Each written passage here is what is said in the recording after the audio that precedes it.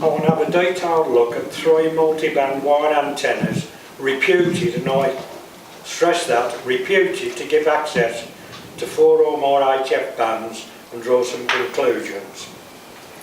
Nested dipoles and trap dipoles have been ruled out as these are usually built to cover 2 or 3 bands. What I'm going to share with you are not my personal views or the opinions of some random amateur down the road. I'm afraid there are too many of them willing to perpetuate the myths and legends that circulate on many of the radio forums and on air. The information I'm going to share with you is taken from published antenna handbooks or by respected antenna experts like W4RNL, LP Civic, now Sadney Silent Key, also G3TXQ, famous developer of the broadband hex beam, and GW3SEK, the RSGB antenna correspondent. Please believe the information dispensed by these guys and not any old Joe blogs only too happy to give his opinion, which may be, and sometimes is, misleading. Be a doubting Thomas like me. Any information you get, go check in antenna handbook to confirm its validity. Just because someone's been licensed like me for donkey's years doesn't necessarily mean they know what they're talking about. I sit and listen to many in dismay, hence this talk. Now, I sincerely hope I'm not going to sound patronising to some of you. My remarks are mainly aimed at the more recently licensed lads in the club, and I apologise if I am, as the saying goes, trying to teach my grandmother to suck eggs. So let's try and dispel the most common amateur radio myths and beliefs about antenna installations before we start. First, and by far the most common worldwide myth, is that an antenna needs to be resonant to be efficient. This is simply not true. No professional antenna information ever published supports this theory. I've been licensed since 1961. I've got several antenna books, none of which make this assertion. Let me quote from the ARRL antenna handbook, which is considered to be the antenna Bible. This is what is written in Antenna Fundamentals on page 2 of chapter 2 of the 21st edition of the handbook. And I quote, now listen very carefully to this because this is vitally important. It says, please recognise that an antenna need not be resonant to be an effective radiator. There is in fact nothing magic about having a resonant antenna, providing of course that you can devise some efficient means to feed the antenna. Many antennas use non-resonant antennas, even random length antennas, fed with open wire transmission lines and antenna tuners. They radiate signals just as well as those using coaxial cable and resonant antennas, and as a bonus they can usually use these antenna systems on multiple frequency bands. Now, as I say, that's what the Bible says about antennas. So what Joe Blogg says about them, if it's at variance with that, it's a load of rubbish. Now, I suspect this statement has thrown some of you into a state of disbelief. About 75% of the amateur radio fraternity believe that an antenna needs to be cut to resonance to be efficient. Many still refuse to believe it because the views have been held for so long they simply cannot bring themselves to change them. Unfortunately, this is human nature. If a statement is repeated enough times by enough people, it unfortunately becomes the perceived truth. That's what our politicians do to us, don't they? First thing that comes to my mind then is... Right. Now I suggest you ask any of these guys who are disbelievers basically to explain why, if an antenna needs to be resonant to be efficient, an extended double ZEP gives a gain off the size of 3 dB over a resonant dipole. They may look at you in puzzlement. An EDZ for 20 metres is 87 feet long, 1¼ wavelengths on 20 metres, and resonant at around 5 megahertz, not 14. Now that antenna will give you a gain off either side. It's slightly narrower than a dipole, so it's got deeper nulls at the ends, but it's equivalent to feeding your dipole, instead of 100 watts, 200 watts, simply by extending the antenna. Right, now what are the rules? So what are the requirements for a good multiband antenna? That the antenna is around a half wavelength long at the lowest frequency you wish to operate on. Note the wording, around. For example, an approximate 44-foot doublet is fine on 7 megahertz and frequencies above, and an 88-foot one on 3.5 megahertz and above. The difference between these and a resonant half wave is quite small when they're correctly matched. In fact, they're over 95% efficient, which is nothing. Now second, that it is fed with good low loss feeder. This is vitally important. This is where most of the losses on antenna installations occur. Coax, contrary to what many believe, is not the lowest loss feeder, even when it is connected to a resonant half-wave dipole correctly cut to 50 ohms. Now I'll show you a chart up on there. This is the watts reaching an antenna from 50 foot of feeder, either RG58 or 600 ohm open wire line. Now let's have a look at a normal half-wave dipole cut to resonance. On 40 metres, if it's fed with 600 ohm, now we're talking about 50 foot of feeder here. Now a lot of people will be using more 50 foot, 50 to 70 foot is usually about the average people use. Right, so have a look at half-wave dipole cut to resonance. Now a 40 metre dipole fed with 600 ohm wire line receives 96.6 watts. If it's fed with RG58, it only gets 88.4. So, you know, straight away you see that open wire line is better than coax. On 20 metres the difference is even better. On 20 metres you get 95.3 watts, nothing compared, you know, no loss compared to 100 watts. You only get 83.7 using RG58. On 17 metres, 94.7 using open wire line, 81.7 using RG58. 15 metres, 94.3 as against 80.2 with RG58. 12 metres, 93.8 as against 78.1, and 10 metres, 93.4. You can see the difference on any length antenna fed with 600 ohm wire line is minimal. Now on 10 metres with RG58 you only get 77 watts. So you're losing 23 of your carefully generated 100 heating your coax up. You're losing 6.6 watts there, which is nothing, neither here nor there. Now let's have a look. Most of you, if you've got 5 RVs, you've probably got half-size 5 RVs. So have a look at the half-size 5 RV. Now again, we'll come on 40 metres, those are the figures for the 600 ohm open wire line. They are exactly the same as for a dipole fed with 600 ohm wire line, although that's only 51 feet long. And when you come to RG58, look at these 40 metres, it only gets 67.97 watts from your 50. I mean, look at the difference there, you're losing 30 watts. Compared to feeding it with 600 ohm open wire line. On here, again, 30 watts odd.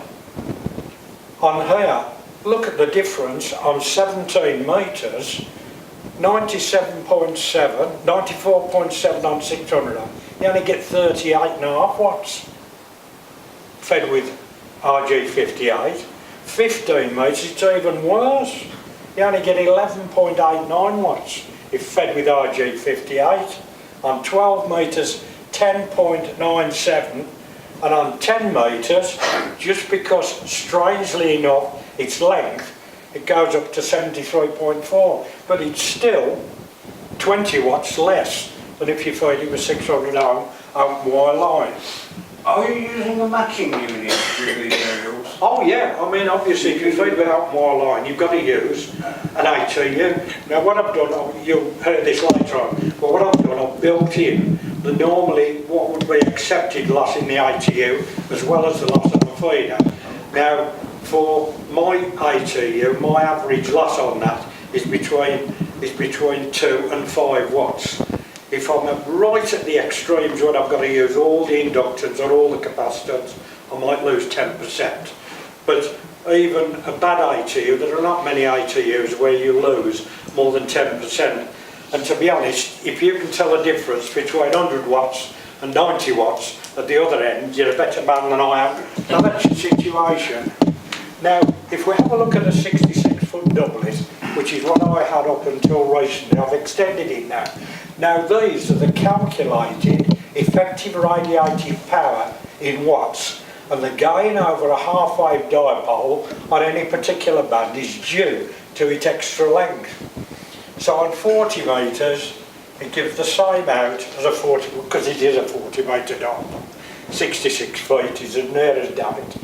A 40 metre doublet, it should be about 67 and a bit, but neither in. On 20 metres, if you feed a half wave with 600 ohm open wire line, you get 95.3 watts up there to be radiated. Now because of its extra length, you get effectively, if it was just a half wave dipole, it would be equivalent to you feeding it with 126.6 watts. And the same goes for the other bands. And look at it on 17 metres, you've almost doubled your effective radiated power simply by extending the length of the antenna.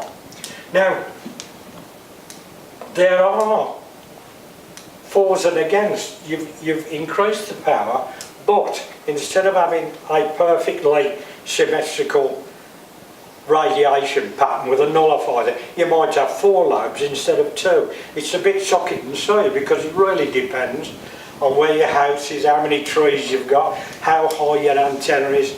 It depends on a multitude of things where your radiation lobes will be. All you can do is put it up and try it.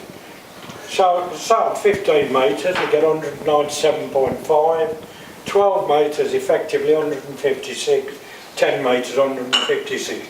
So you can see by putting up a 66-foot doublet as against a normal half wave on those bands, all of the bands on which it is above a half wave gives you a gain of some description, of some type. So there's I've calculated, I can give you it all if you want to look at the tables yourself. Those have all been very carefully calculated and I've double checked them, so honest lads, I ain't telling lies. Right, so what did it, Just to make it clear, Tom, yeah, the 66-foot doublet, is that the total length of each 66-foot each calf? that's a 66-foot flat top doublet. The total length? Total length, yeah. I've extended mine, I had a 66-foot one, I've now dropped 16'6" down either end and made it up to 77 feet now. I mean even a 60, I can load, well I'm telling you late, but I can load my 66-foot doublet up on top band. Anyway, I'm going ahead a bit with the talk, you'll learn that a bit later on. Being devil's advocate. Sorry? Being devil's advocate. It'd be good if like an I'm going to have to come across. being devil's advocate, it'd be good if like an M3 or M6 or a 66-foot doublet, right, and fed it with 10 watts. How much would you put it Oh yeah, yeah. It'd be over his power limit. I mean, what So a you're gonna have to difference. be- I mean, if you're only allowed 10 watts and you Yeah. can double your output Exactly. on 17 metres, Yeah. Christ, well Yeah. welded, isn't it? Well, didn't do that. No, it wasn't working. Not guilty, sir, not guilty. Right, settle down with that there. Third, the output impedance of the transceiver. This is the third requirement.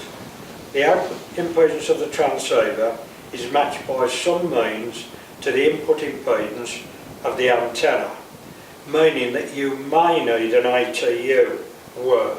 Note the word may, because if you use open wire feeders or ladder line, it's possible to get a match to 50 ohms on any individual band by simply adjusting the feeder length.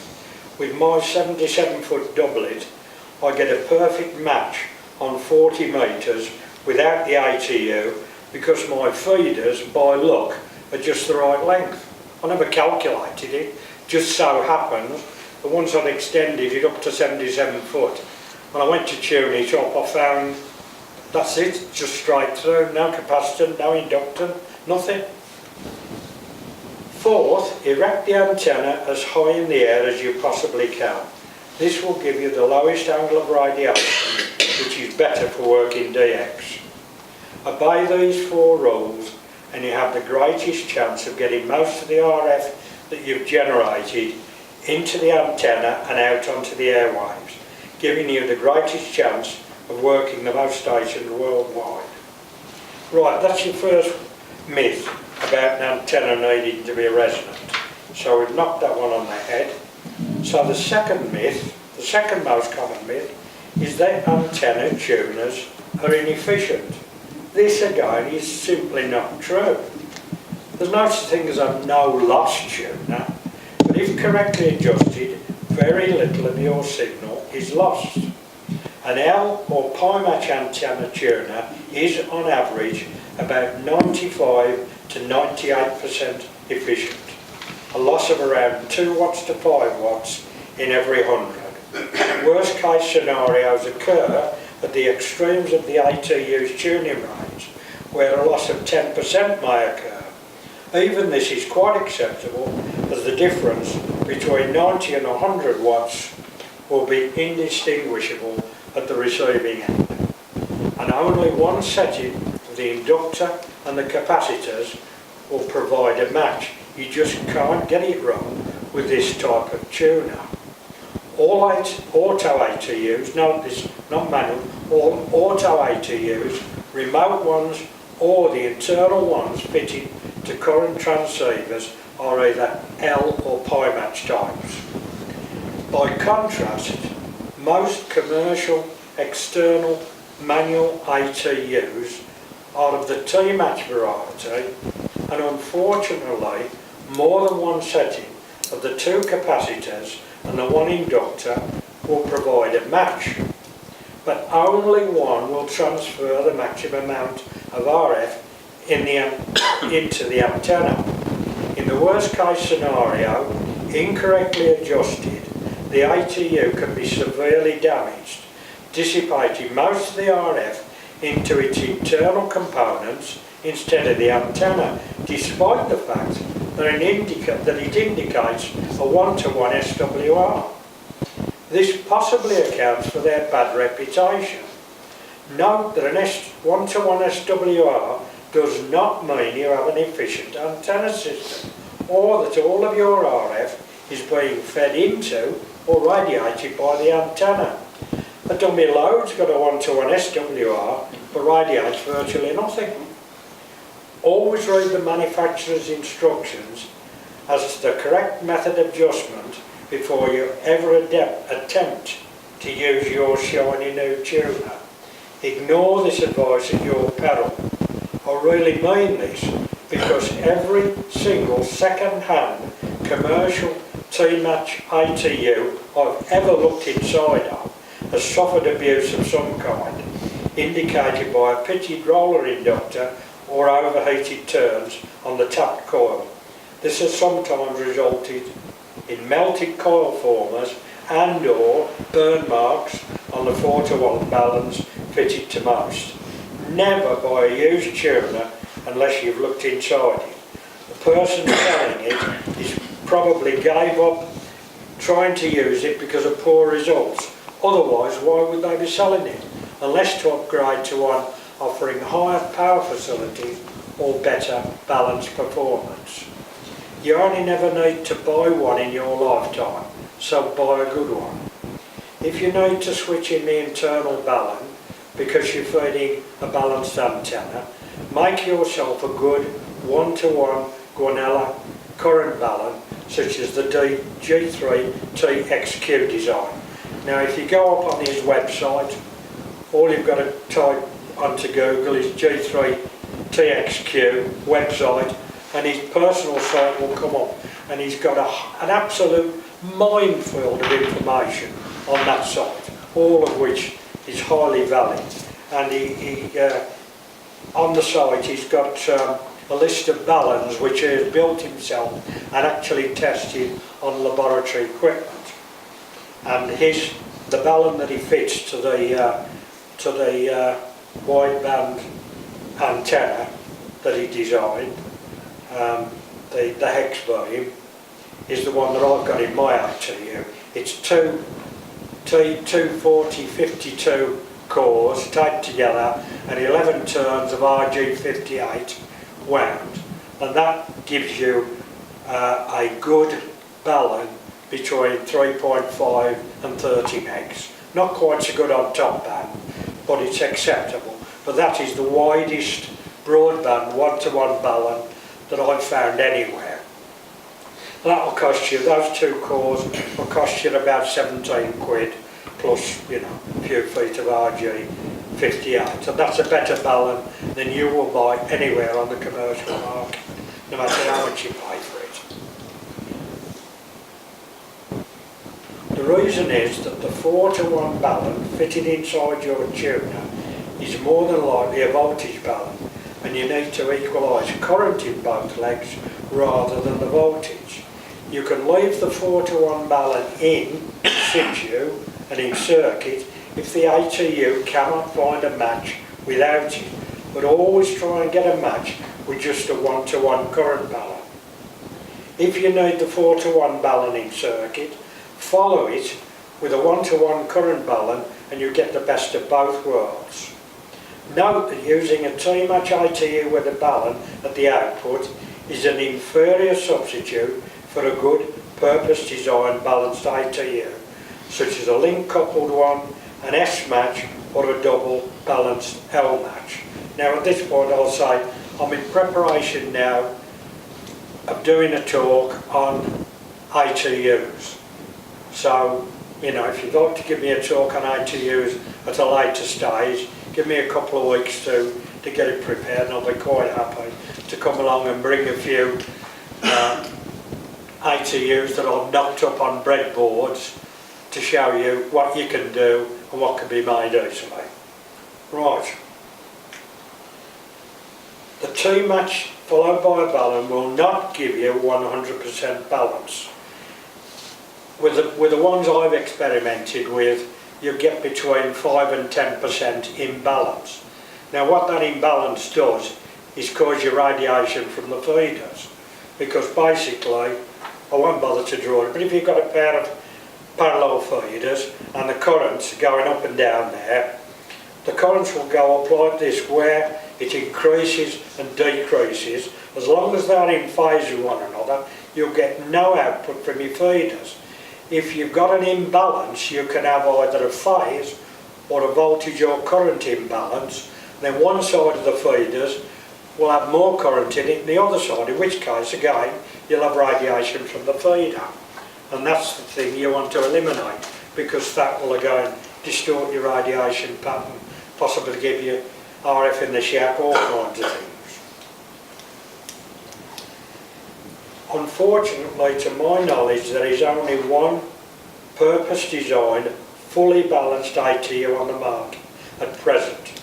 It's the PowerStar BT1500A, and this costs almost 600 quid, but will handle 1500 watts. So I believe I found yesterday I didn't have time to have a good look at it, but MFJ, I think, produce a fully balanced ATU that's getting on for 400 quid. But if you ever get a chance, have we got the lad from, we've got a lad from Radio World, have we, tonight? He will tell you. I mean, that Polestar, it's built like a tank. It's an absolutely wonderful piece of work. And again, look at it this way, you only ever buy one. You only ever need to buy one in your life. And just because it's designed for 1500 watts doesn't mean you can't use it on 5 watts or 10 watts. Just as efficient, doesn't make any difference. Tom, I've got the AT 1500 and it's absolutely brilliant. No, you've got the BT 1500. AT 1500 Polestar. Oh, that's different. That's not a balanced ATU. It's got a ballon in it, but it's a T-match followed by a ballon. I think you'll find if you look It inside. said L-match. Sorry? It said L-match on the instruction. It's a, oh, so it's an L match, but again it's followed by a ballon, or is the ballon in front of it? I don't know. Yeah, I've got one as well, Tom. Sorry? I've got one as well. I've got the 2K. I can't- The L2, it is an L match. It is an L match, Yeah. but where's, do you know if the ballons follows the L match or is it in front of the L match? You're asking now. Can't think of it. It's probably in front because Yeah. most of the mod Mine ATUs, will take two. the general 2 kilowatts. consensus is if you can get your ballon running 50 ohms in, 50 ohms out, it's more efficient than sticking it at the back end and running it at say 500 in, 500 out when it's actually designed for 50 ohms in, 50 ohms out. So the general consensus now is put it at the front of the tune and not the back. I'm giving you my ATU talk now. Anyway, We're trying to get something for free, Tom. sorry? We're trying to get something for free. No. Right, so why are commercial ATUs mostly because they need lower capacitor and inductor values to match a wider range of impedances over a wider frequency range than either L or pi match tuners, making them cheaper to produce. Manufacturers generally opt for the cheapest option rather than the best. I mean, at the end of the day, you blokes, and I haven't got the lab equipment necessary to measure it, and they know very well you can't do this, and commercialism as it is, if they don't know what they're getting, lads, just sell it to them, tell them they got the best, you know. I'm afraid I'm very cynical about both commercially produced antennas and ATUs because they are not built up to a standard generally, they're built down to a price, except I must say for the Polestar, which quite frankly is a superb piece of equipment. But 600 quid against 150 quid, you know, you guess what you pay for. Remember also that a tuner built to take 1500 watts is just as efficient if used at only 10. Always buy or build the largest wattage tuner you can afford. Don't scrimp. In fact, it is more important to acquire a good tuner than change your transceiver. Many hams change their transceivers thinking they will work more stations. Unfortunately not. You might be getting more power, better filters and all kinds of fancy bells and whistles like audio tailoring and compression, but as sure as hell you ain't going to earn any more stations. I've checked my several home-built receivers and transceivers against commercial rigs, and anything I can hear on the black boxes, I can hear on my home-brew stuff. Far better to upgrade your antenna system. Remember, a chain is only as strong as its weakest link, and a station is only as good as the antenna system it uses. We can't all afford a tower and a beam, but a 10-year-old kid can make up a perfectly good, efficient wire antenna for little money. On the subject of ATUs, I've never bought an ATU in my life because you can knock up a good one at considerably less than half the cost. Apart from antennas, they're one of the easiest pieces of useful kit you can make for yourself. Have a look at my breadboard examples. Now, I haven't brought any of those tonight because I'm doing a hopefully give you a talk specifically on ATUs and feeders. These ATUs work just fine, and in most cases are better than commercial ones, costing much more. You'd be surprised, you can knock up an ATU on a bit of wood with a plywood front and it works just as well, and in some cases even better than one in a metal box. Because if you put it in a metal box, you get stray capacitances if the internal components are too close to the sides. And to get them any decent distance, you need a spacing of 2 to 3 inches all the way around. Now the commercial antenna manufacturers ain't going to give you a case this big if they can squeeze it into one that size, are they? They're not bothered that it might be slightly out of balance, or you might be losing 5 or 6 watts because of the proximity of the components.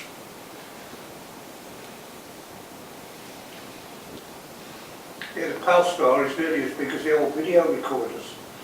Yeah, that's right. Yeah. I bought it off eBay for 150 quid. Oh, you did well there. 5 years ago. That about 300 on that. I thought it sent me the what the hell? And it was I know. Or is it magic? I built like a tank car. 300 a paper boy. Yeah. On the subject,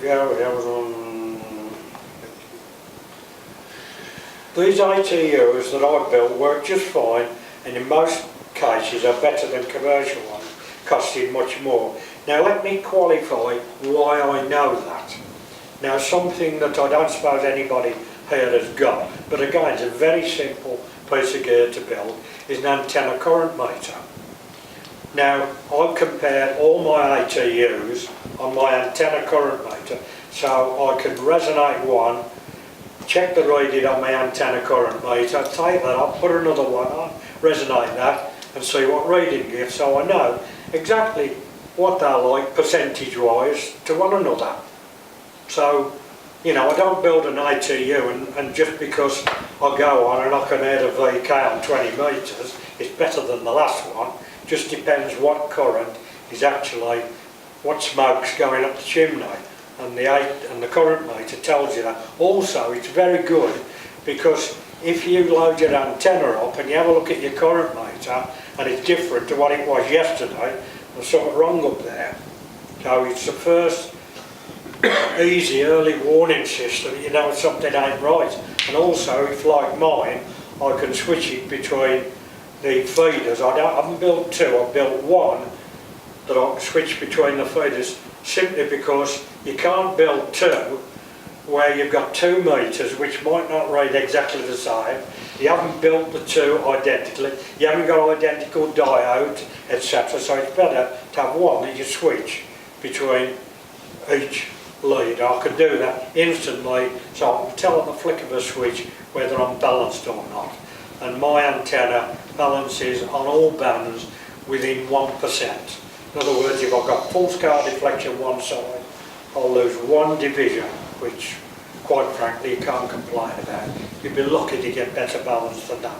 Some blokes even go to the extent of measuring the capacity of one half of that antenna to ground against the capacity of the other half to ground, equalise them up so they'll get perfect 100% balance. I don't get to that extent, but you know, good balance is well worth it. Okay, my ATUs, my breadboard ones, look as if a 5-year-old kid made them. Who cares? Not me. I'm after performance, not looks. And the bloke at the other end of the conversation doesn't give a fig what your setup looks like. He's only interested in how loud and how readable your transmission is. So let's get down to the nitty-gritty, have a look at some real life antennas. Now this is a G5RV made by G3PQP, as I mentioned before, the broadband hex beam designer. He built a couple of 5RVs, one a full size, one a half size, 2 spec, and those are the measurements that he got. So although the full size G5RV often promoted as an antenna that works well on all bands 10 to 80 metres. This is most definitely not the case. On some bands, the SWR is so high that feeder losses are frankly unacceptable. So why is this the case? To find out, we need to look at the aims of Lewis Varney when he devised this antenna. The frequencies available to us amateurs at that time, around the late 1940s, were 160, 80, 40, 20, 15 and 10. Now we have, in addition to these, 16, 30, 17 and 12 metres. So Lewis Varney had fewer bands to operate on. Also, at that particular time, 10 metres wasn't owned due to the prevailing period in the sunspot cycle. So what did Lewis actually want from his antenna? In his own words, and if you look on the internet and find Lewis Varney's original article, not his later updated version, but his original article, in his own words, he wanted an antenna that would operate well on 80 metres, which at the time was the general rate tube band for UK amateurs, also a very good one on 20 metres, the main DX band. Now, a full-size G5RV is approximately 1.5 wavelengths long on 20 metres, giving a gain off the size of 3 dB, less any loss in the feeder system. He also wants, so you've got, if you've got a full-size G5RV and you only use it for what Lewis Varney intended for, you've got a good antenna. But if you try and use it on other bands, you know, you can see from there the type of SWRs you get, and you can try and work out for yourself just how much power actually gets on there to be radiated. He also wanted an antenna that did not need an ATU for either of these bands. He wanted something that could be easily matched by the valve PAs of that time, which all had Pi network outputs. Now, Pi network outputs can match somewhere above and below 75 ohms, which was the average output impedance of these valve transmitters. In fact, when I first started, we all used 75 ohm coax. We used to use the low loss UHF type, semi-airspace, built for the TV when he went onto the UHF band. That was bloody good coax, you know, somewhere near as good probably as RG8. So you can't get it anymore, but there we are. It's a luxury we no longer enjoy on our black boxes. All current transceivers need to look into 50 ohm to be efficient, which makes matching antenna systems more challenging. Hence, many manufacturers fit internal ATUs to their transceivers, which will match in the main SWRs up to 3 to 1. That's about 17 ohms to 150 ohms. Some do go higher than this, but I believe not the majority. The new IC 7300 goes up to 10 to 1, but only at reduced power, only at 10 watts. While on the subject of SWR, please note that your ATU does not get rid of the SWR on your antenna feeders. It matches the output impedance of your transceiver to the impedance presented at the transceiver end of the feeders. The SWR on the feeders remains. All you're getting rid of is the SWR between your rig and your ATU. What comes out of the ATU is what's required to feed that antenna, which could be anything up to 5,000 ohms. You're trying to feed it through coax. So all your losses occur. Don't think you've got a one-to-one SWR. It's made your output transistors happy, as they're not being overheated, because all the power from them is being absorbed and transformed into the impedance the antenna wants.